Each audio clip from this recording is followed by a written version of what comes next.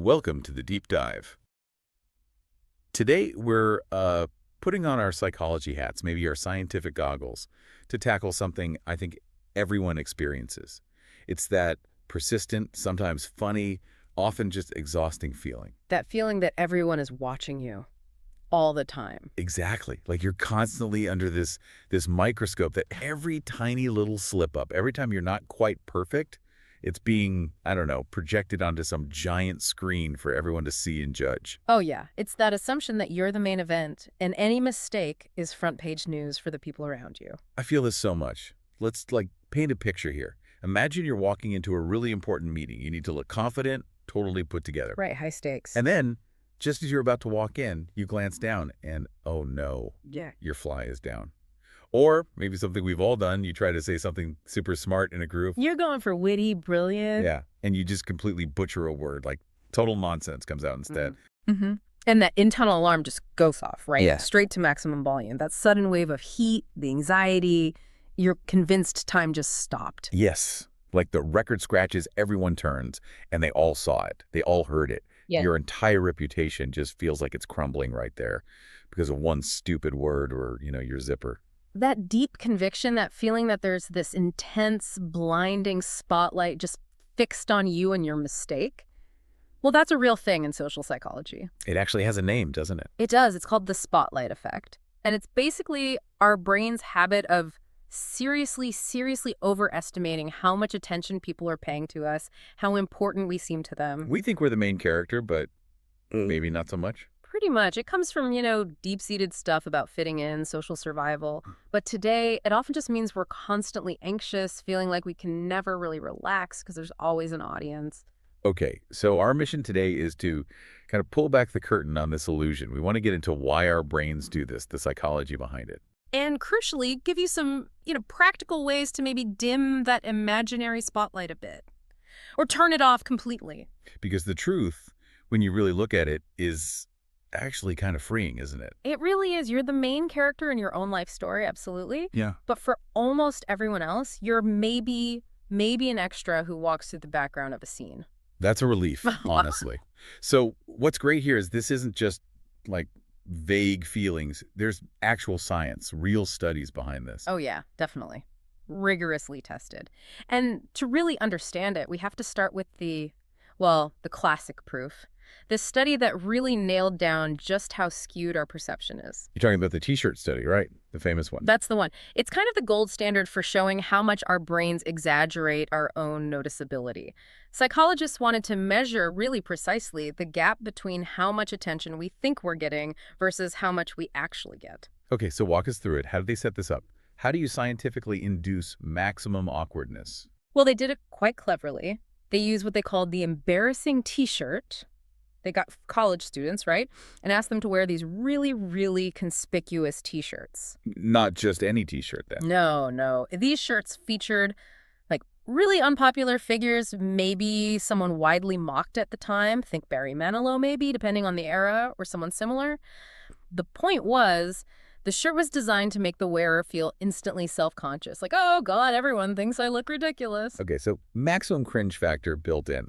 And then they had to wear these into where? Into normal social situations, classrooms, common areas, places where they'd encounter groups of their peers, often strangers. So these poor students are walking in feeling super vulnerable, probably convinced this T-shirt is defining their entire social existence at that moment. Yeah. They must have expected a huge reaction. Totally. And that's what the researchers measured next. They asked the participants, the ones wearing the shirt, to predict the reaction. They asked them point blank, okay, look around this room. What percentage of the people in here do you think will actually notice the picture on your embarrassing T-shirt? Right. What did they guess? What was the prediction? The predictions were, they were huge. On average, these students estimated that a full 50%, half of the people in the room would notice the shirt, would see it, register it, probably judge it. 50%. Wow. So 1 out of every 2 people they encountered, they thought, would be clocking their terrible T-shirt. Exactly. Think about how that feels. If you genuinely believe half the room is focused on your perceived flaw, no wonder you feel anxious, right? It validates that intense all eyes on me feeling. Absolutely. Okay, so that's the prediction. What was the reality? What did the researchers find when they actually checked? Well, here's the kicker. This is the core of the spotlight effect. They then went and quietly asked the observers, the other people in the room, what they remembered seeing. Specifically, did they notice the person in the embarrassing t-shirt? Hmm. The actual number, it wasn't 50%, not even close. It was typically only between 10 and 20%. Wait, really? So they thought half the room noticed, but in reality, it was maybe 1 in 10 or 1 in 5 at the absolute most. That's right. Sometimes even less than 10%. The gap is enormous. We're talking about overestimating the attention by like 2, 3, sometimes even 5 times. That's staggering. So the person wearing the shirt is convinced it's the main event, the focus of the room. While 80 to 90% of the people in that room either didn't notice it at all or didn't register it enough to remember it moments later, the intense embarrassment is almost entirely internal. It's projected outward, but it doesn't land. And did they look at how long that attention lasted? For the few who did notice. Yeah, that's another key part. Even for the 10 or 20% who did register the shirt, it was usually incredibly fleeting. Think about how attention works. It's a really limited resource, right? Mm-hmm. So an observer might glance, register, oh, weird shirt, or Barry Manilow, and then boom, their attention snaps right back to their own thoughts, their own worries, what they need to do next, what they're going to say. Because the shirt isn't relevant to their story, their own main character narrative. Exactly, it just doesn't stick. It's not important enough to occupy their limited attention span for more than a second or two. Okay, so that's the big takeaway from this study. We think our flaws, our mistakes, even our embarrassing clothes are way, way more noticeable and significant than they actually are. If a deliberately embarrassing t-shirt designed to grab attention barely registers, imagine how invisible that tiny coffee stain on your shirt is, or that one word you stumbled over. It really puts it in perspective, which leads to the next big question, right? Yeah. If the evidence is so clear, why do our brains keep making this mistake? Why do we constantly feel like we're the star of everyone else's show? Yeah, why the disconnect? Let's unpack the psychology behind it. The roots of this illusion. And the core reason is actually kind of simple, isn't it? Almost embarrassingly so. It really is. At the end of the day, it comes down to a fundamental truth. We are the absolute center of our own universe, emotionally, cognitively, everything. Right. Everything we experience, every thought, every feeling, it all filters through us, through our own perspective.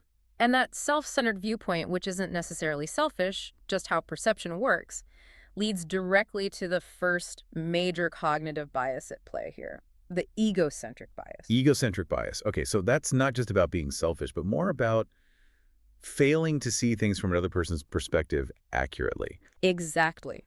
For you, your internal world, your thoughts, your feelings, are you hungry? Are you anxious? Did you sleep well? That's the most important, constantly updated stream of information you have. It's critical data for navigating your world. So if I'm totally consumed by the fact that I just sent an email with a typo to a client, Then your brain automatically defaults to assuming that typo is now the single most important, glaring piece of information in the shared reality between you and that client, because it's huge for you. the egocentric bias kind of stops me from accurately imagining the client's mental state, right? They probably skimmed the email, got the main point, and moved on. They might not even seen the typo. Precisely. But because the mistake feels enormous and significant internally, your system just assumes it must be enormous and significant externally too. Any little change in how you look or act or perform feels like this major event that everyone must have noticed. So we use our own level of preoccupation as the measuring stick for everyone else's attention, which, as the t-shirt study just showed us, is way off. Way off. And this mistake gets amplified by another cognitive quirk. We can call it the anchor point idea. This helps explain why things feel so obvious to us, but not to others. Okay, anchor point. How does that work? Let's use another classic example, the stain.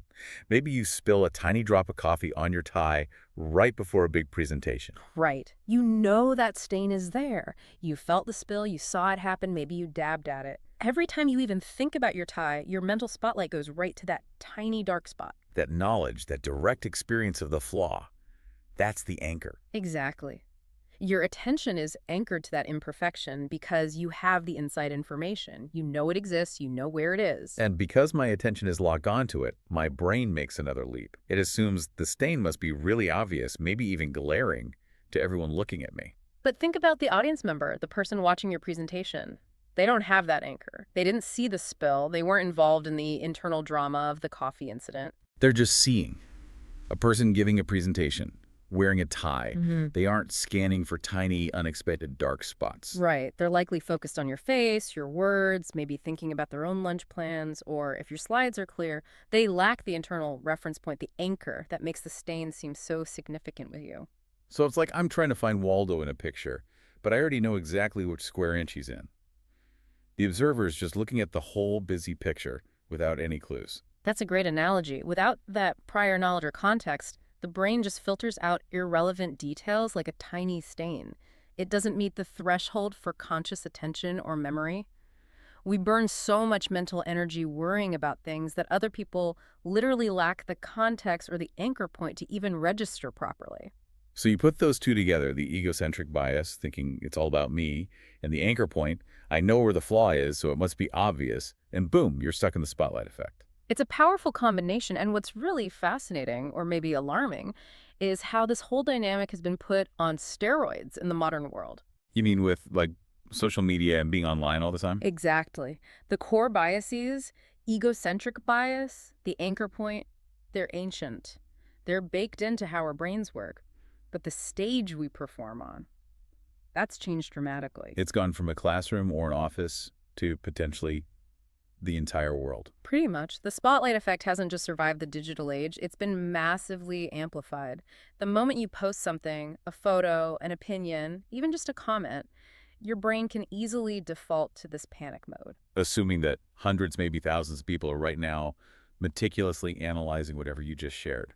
Yeah, it creates this feeling of living under constant potential digital surveillance. We're always potentially on stage. And that must feed the anxiety about flaws, right? If you're carefully crafting an online image or sharing creative work. Oh, definitely. That tiny visual imperfection in the background of your Instagram photo, that slightly awkward sentence in your blog post. The anxiety spikes because your brain leaps to, thousands of people are seeing this mistake. They're judging me. They're screenshotting it. It feels like the stakes are incredibly high. Like one wrong move online could lead to massive widespread judgment on a scale that real life just can't match. And it ties into the culture of perfection we often see online, doesn't it? Everyone's presenting this polished, filtered, flawless version of themselves. Right. Which makes any tiny deviation you make feel like this catastrophic failure because you're comparing your messy reality to thousands of heavily edited highlight reels. We're comparing our behind the scenes to everyone else's main feature. But what's the counter to that? What's the dose of reality that can help deflate that digital panic? Well, the simplest, most relaxing truth is probably just thinking about how people actually use these platforms, the reality of the scroll. The speed of consumption. Exactly. It's not deep, sustained analysis. People are scrolling through their feeds at lightning speed. That post you spend an hour agonizing over, it flashes past their eyes in maybe a second. They might double tap for a like, maybe even without fully processing it. Well, right. Often it's almost automatic, and then they're on to the next thing. They're primarily wrapped up in their own world, their own notifications, their own main character story. Your carefully crafted post is just a tiny blip before they get back to themselves. So understanding the sheer velocity and kind of the ephemerality of online content, that Yeah. can really take the pressure off. It really should. We worry for hours about a caption they'll glance at for 2 seconds. Hmm. Realizing how fast things move online is key to neutralizing that digital spotlight. And this fear, this amplified fear of making a mistake online, that leads to another problem, doesn't it? The perfectionism trap. Absolutely. If you genuinely believe the stakes are that high, that hundreds of strangers are just waiting to pounce on any error, it can be paralyzing. That what if I mess up publicly? What if I get canceled or disgraced? Yeah. Anxiety becomes so huge that you just don't do the thing. Exactly. You hesitate to launch the website, share the article, post the picture, start the business, because the fear of that one hypothetical tiny mistake being seen and amplified feels overwhelming. But if we really take the t-shirt study to heart, We realize that the mistake you're terrified of, it will almost certainly be forgotten online or off within half an hour, maybe even faster online, paradoxically. The small error is fleeting. The regret from not acting because you were scared, that can stick around a lot longer. that's a really important point. While we're on this topic of how our minds misjudge social reality, there's another related concept we should probably bring in, right? It often goes hand in hand with the spotlight effect. Ah, yes. Its close cousin, the illusion of transparency. Okay, so how is that different? Spotlight effect is about thinking people notice our actions or appearance more than they do. Right. My clothes, my stumble, my typo. The illusion of transparency is about believing that our internal states, our emotions, our thoughts, how nervous or excited we feel, are much more obvious to others than they actually are. We feel like our insides are showing, like people can see right through us. Pretty much. So, classic example. Yeah. You're giving a presentation, and inside you're absolutely terrified. Your heart is pounding, your thoughts are racing. And you're convinced that everyone in the audience can see it. They see the sweat, they hear the quiver in your voice, they can practically feel the earthquake, as you called it earlier, happening inside you. Exactly. You assume the sheer intensity of your internal panic must be radiating outwards, making your nervousness totally obvious. You think, they know how scared I am. But that's the illusion part. They don't actually see all that. Not really, no. The audience might notice a small external sign. Maybe you're gripping the lectern a bit tight, or perhaps you rushed a sentence, small cues, but they absolutely do not perceive the full scale of the internal storm. They don't have access to that volume knob inside your head. Our internal world is mostly opaque to others. They see the surface, and the surface is usually way calmer than what's underneath. And importantly, remember, their own egocentric bias is running too. They're likely preoccupied with their own thoughts. Should I ask a question? Did I leave the oven on? I wonder what's for lunch. They're often not analyzing your internal state that deeply. Wow. So the spotlight effect makes us worry about our external flaws being seen, and the illusion of transparency makes us worry our internal feelings are totally exposed. It's a double whammy, isn't it? It explains why things like public speaking or job interviews can feel so incredibly anxiety-provoking. We're fighting both biases at once. Okay, but understanding this, knowing why we feel this way, that has to be the first step to dealing with it, right? Absolutely. If the root cause is this fundamental self-centeredness, the egocentric bias, then the solution has to involve deliberately shifting our focus away from ourselves. Turning the spotlight outwards, basically. Exactly. We need practical ways to interrupt that internal focus and reconnect with the external world. And we've got 3 concrete practices that you, listening right now, can try. Okay, let's hear them. Practice number 1. Practice 1 is change perspective. This is all about actively challenging your own assumptions about how much other people notice or care, moving from feeling to, well, data. And you mentioned something called the zero test. How does that work? Right. Okay, I want you, the listener, to pause for a second and try this mental exercise. Think back over the last day or two. Think about the random people you passed on the street or saw in the supermarket or sat near on the bus. How many of them can you clearly remember having, say, a stain on their shirt? Or a really bad haircut, or maybe they tripped slightly? How many specific minor imperfections do you recall about those strangers? Honestly? Probably 0. I might remember if someone looked generally friendly or maybe wore a bright color, but specific small flaws, no. Exactly.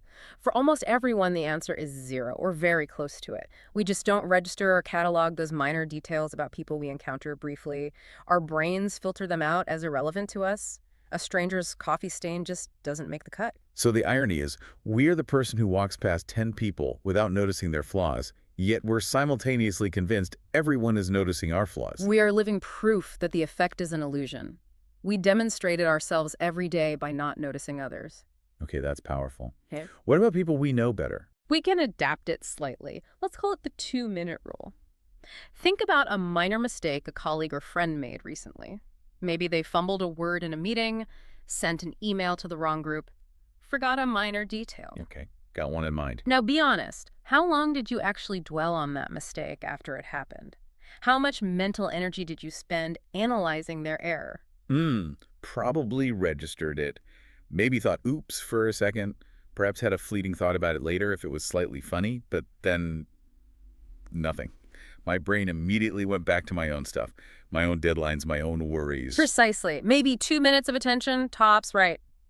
The reframe here is huge. You need to accept that just as you barely notice or quickly forget others' small slip-ups, they are doing the exact same thing with yours. They're too busy being the main character in their own movie, worrying about the stains on their own metaphorical T-shirts. Exactly. They simply don't have the bandwidth or the motivation to sustain intense scrutiny on your minor imperfections.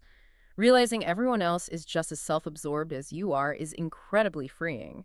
It turns the judging audience into just fellow actors, equally worried about their own lines. Okay, that's practice 1. Change perspective, use the zero test and the 2-minute rule. What's practice 2? Practice 2 is change focus.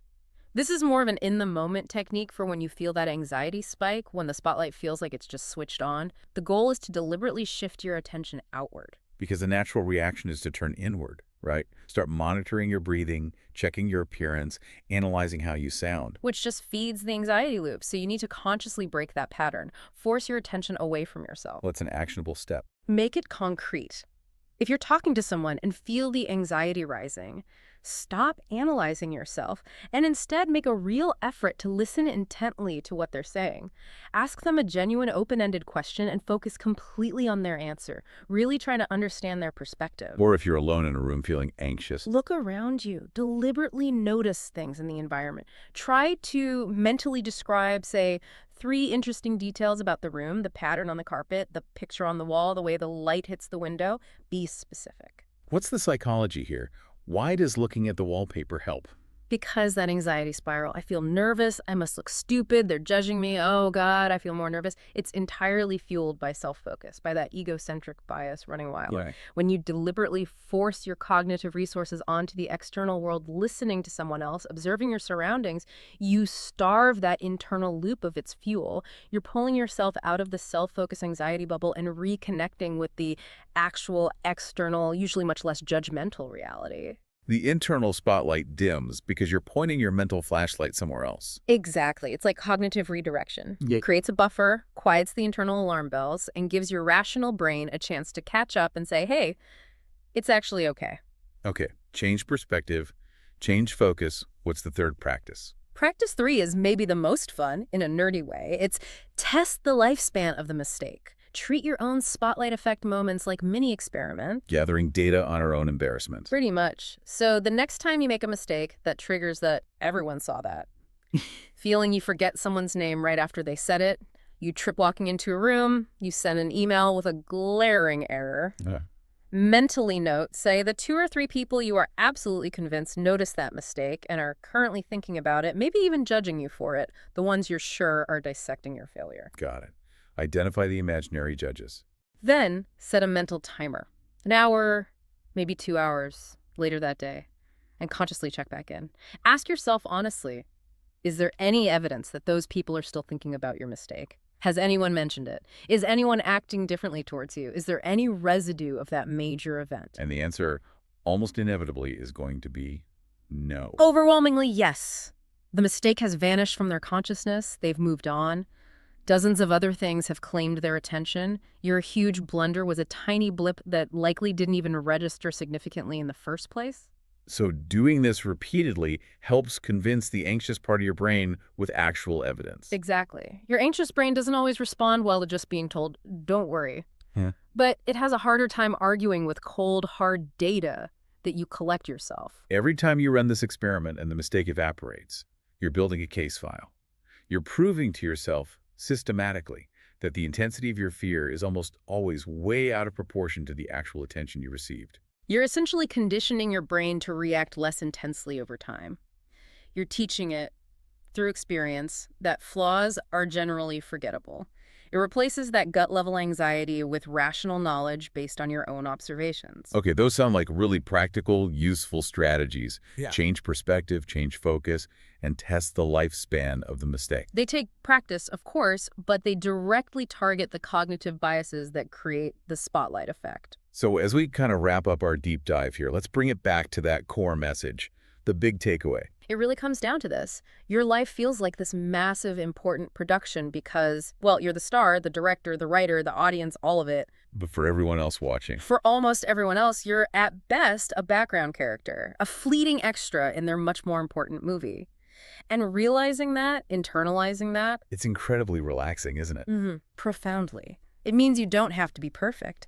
You can afford to make mistakes. You can have the awkward moment, spill the coffee, say the wrong thing occasionally, because the truth is, hardly anyone is watching that closely. And even if they do notice for a split second, They'll likely forget it 30 seconds later. So really, the message is, relax, give yourself a break, start living instead of constantly performing for an imaginary audience.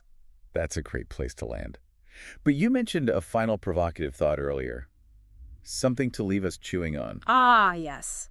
Just something to think about. The very fact that the spotlight effect is such a common, well-documented phenomenon, it tells us something quite interesting about all of us. Which is, Well, if you're walking around absolutely convinced that the spotlight is fixed firmly on you and your flaws, and I'm walking around equally convinced that the spotlight is fixed firmly on me and my flaws. then where are the spotlights actually shining? They must be shining somewhere else. Maybe. Or maybe they're shining on the next person, who is also completely preoccupied, worrying that everyone is looking at their mistake. So the anxiety itself is the shared experience.